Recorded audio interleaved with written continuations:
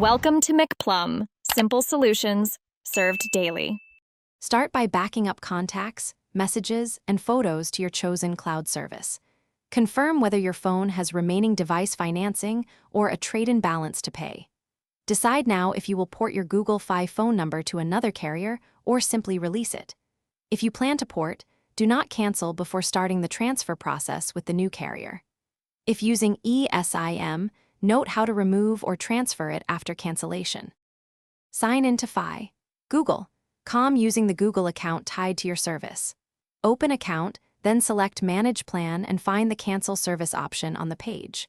Follow on-screen prompts carefully and answer whether you want to port your number or release it. Confirm cancellation and wait for the confirmation email that describes the final billing date. Save that email for your records and check the billing section for any remaining charges or refunds. After cancellation, check your account for any remaining device balance or financing and pay it promptly. Remove physical SIM cards, unlink eSIM profiles, and factory reset devices if you plan to sell or recycle them.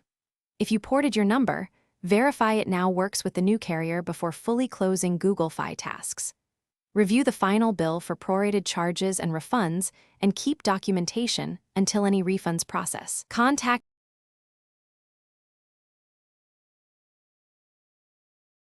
Thanks for watching. Stay juicy and subscribe.